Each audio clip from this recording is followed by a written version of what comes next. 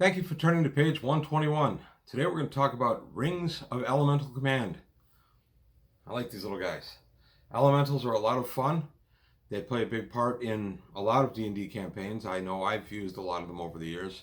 And the Rings of Elemental Command can be powerful, and if given too soon, pretty game-changing. So I'm going to take a look at all four of the basic air, earth, fire, water, and we're going to take a look at what they do and what they can and can't bring to your table. I also want to make mention I'm going to be at Adepticon this weekend on Saturday the 26th. Adepticon, the dealer room runs from 10 a.m. to about 5 p.m. You can go to their website, adepticon.com, for more information. When I say I'm going, I mean as a patron. I am not going there on any panels. I'm not going to be any kind of official anything at Adepticon. I'm just going to be a guy walking around. I'll be wearing a Doc Savage t-shirt. If you see me, please walk up and say hi. That's it for that. I also just want to throw a shout out to the Patreon. Please remember that. Help support the channel, help it grow, help me continue to make the volume of videos I've been making. But without further ado, we're going to look at my little friends from other places and the Rings of Elemental Command. Before I get started on the regular video, I thought I'd show a setup I had from last night. This is a little inn set. These are Dwarven Forge inn pieces. Got them years ago from my wife for Christmas. And here are the patrons. These are just various figures I've collected over the years. Amazing what you can do when you do something like this for 40 years. These are two drunken goblins. I love this figure. And I just set this up so my players would have a place to start the adventure. This adventure actually had to start in a bar. They were meeting a contact. I start a lot of adventures in bars. I'm old school. So, just a nice little bar setup we have. Here's the bar itself.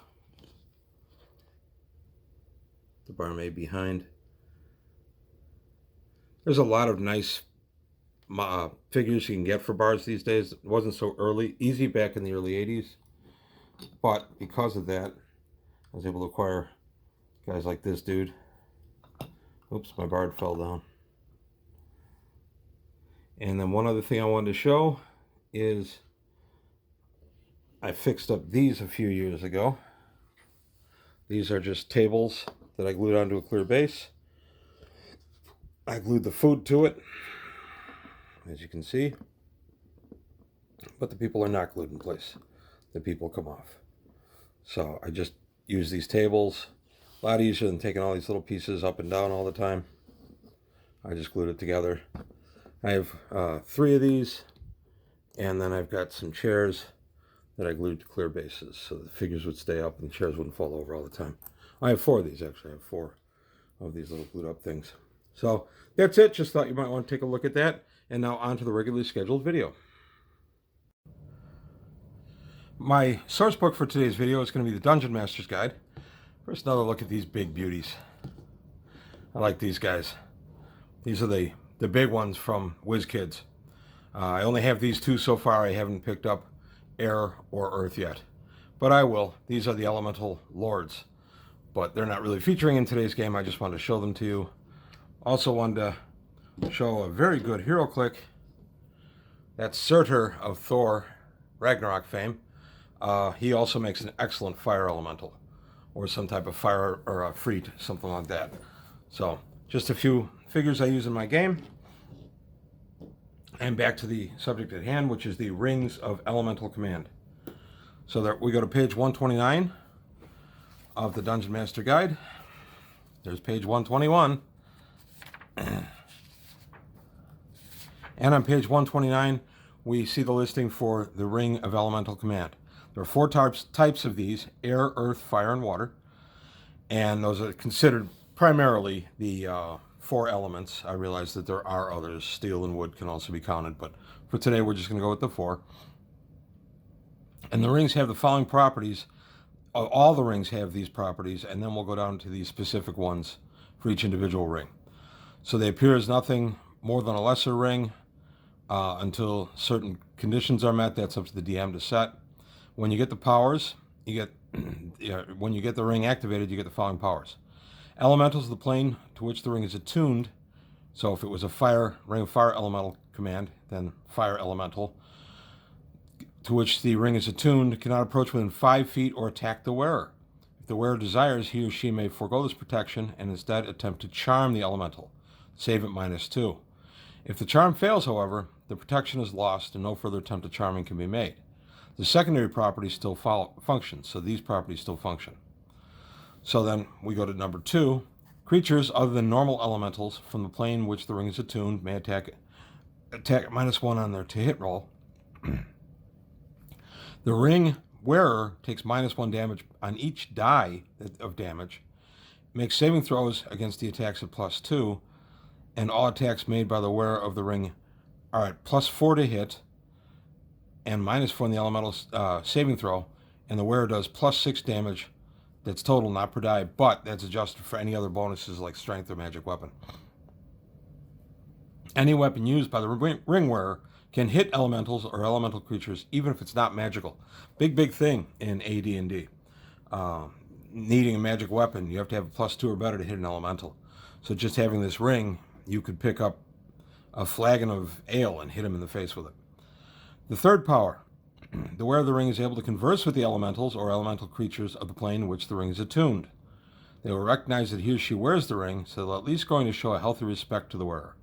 If the alignment is opposed, this respect will be fear if the wearer is strong, hatred, and a desire to slay if the wearer is weak. And then the fourth power, in addition, the possessor of the ring of elemental command will suffer a saving throw penalty as follows. So if you were in the air ring, you're -2 save versus fire.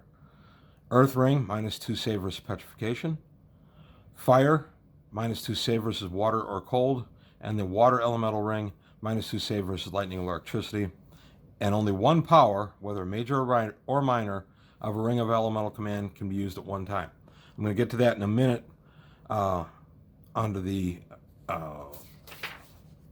ring of air elemental command. Yeah, I'm going to get to it right now. Okay, the wearer can for the ring of air elemental command. So you slip this guy on, you've done what you need to do, and you know, oh yeah, I've got a ring of air elemental command. In addition to these abilities, you get the following. Gust of wind once per round. Fly. Wall of force once per day. Control winds once per week. And invisibility. The ring will appear to be nothing more than an invisibility ring until a certain condition is met, such as having the ring blast, slaying an air elemental, or whatever you as the DM determine as necessary to activate the ring to full potential. Interesting thing about this, I had a little of a conflict with a player years ago. He turned invisible with the ring and then decided to fly. And I said, well, wait a minute. You can't use 2 powers at once. You can only use 1 power at once. So flying while invisible, you need another source to be able to be invisible, or you need another source to be able to fly when you have this ring, because you cannot have 2 powers active at the same time. I also often wondered if the fly should have had a time limit on it, so many turns per day or something, but it doesn't say it here. I realized it might have been in the errata that I just didn't find, but we've played it as written. When you get this ring in our campaign, you fly, you have unlimited flight. That makes this ring extremely powerful. I will usually not give this ring out much below around 12th level. I have given out a number of these over the last 40 some years, but I am spare with them. These are powerful. So now we go to the ring of earth elemental command. The wearer can produce the following magical effects. Now we go to page 130. Stone tell once per day. Pass wall twice per day. Wall of stone once per day. Stone to flesh twice per week. Move earth once per week. And then feather fall. The ring appears to be nothing other than a ring of feather falling until you find out what it does. So again, quite powerful. This ring would definitely be something for, in my opinion, maybe 8th, 9th level before I would give it out. I don't think I'd give any of these rings out much below 8th. The ring of fire elemental command, you can produce the following effects. Burning hands once per day. And because it's a ring, they go at 12th level, so that's 12 points of damage. I'm sorry, burning hands once per turn. 12 points of damage. Pyrotechnics twice per day. Wall of fire once per day. Flame strike twice per week, and then a ring as a ring of fire resistance. And it appears to be nothing other than a ring of fire resistance until the special condition is met. And then finally we go to water, where it can produce the following. Purify water. That's unlimited also. So you can go around purifying quite a bit of water with this ring. Create water once per day. Water breathing, 5-foot radius. Very useful. Wall of ice once per day. Keep in mind a wall of ice can be vertical, which would just be a barrier, or you can create it horizontally in the air and it acts as an ice storm. Area water, unlimited. Lower water twice per week, part water twice per week, and then water walking. And a ring appears to be a ring of water walking until the condition you establish is met. So again, a lot of power tied up in these rings. You want to be careful about issuing these when the characters are lower. Again, I don't ever remember giving out a ring of elemental command to anyone much, I would say 8th level or higher. These can be a ring that can change your campaign dramatically. Rings operate at 12th level experience or the minimum level needed to perform the equivalent magic spell. If greater respect to range, etc., it works as the spell. And then each power takes 5 segments to bring forth. I like that they call out how long it takes to do rings. We had to kind of end up house ruling that. We ruled that most magic items or ring effects are 2 segments, but here it's clearly called out that it's 5 segments. So these rings bring a lot to the game. They are powerful. They can build an entire campaign. These are great MacGuffins if you want the players to quest for them.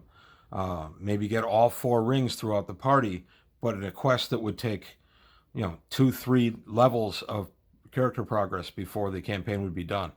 There are a lot of things you can do with these rings. I used him as a MacGuffin. Specifically, they went for the Ring of Fire Elemental Command as a MacGuffin.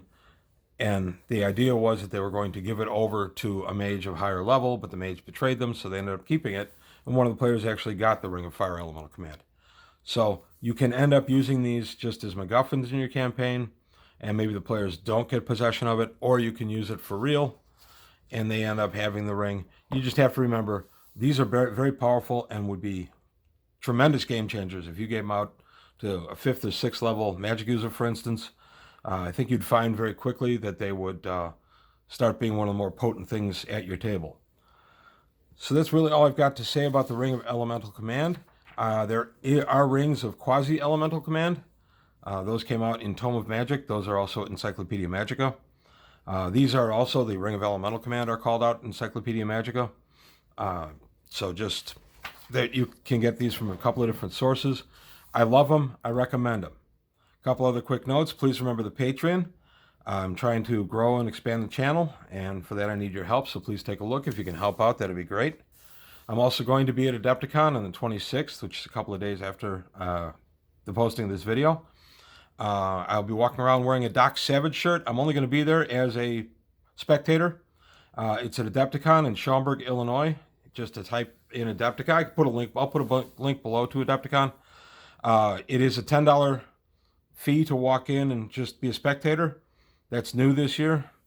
But since we missed Adepticon the last couple of years, due to reasons we all know too well, I'm still excited to go, and I'll pay the $10. They have an excellent vendor hall, which in past years has had a lot of Reaper, and a whole Reaper section, a paint your own mini section that they used to do, and a ton of WizKids painted and unpainted figures, bunch of terrain stuff. Adepticon is primarily for Warhammer, but I've bought a lot of D&D, Traveler, Battletech stuff. They run Battletech at Adepticon. They run an event. Signing up for an event is different than being a spectator and costs different. You'd have to look at their site for that. As far as I know, they are requiring proof of vaccination or negative test, although that may have changed, and I think masks are optional. So just giving you some information there on Adepticon. I'll be the only guy there in a Doc Savage shirt.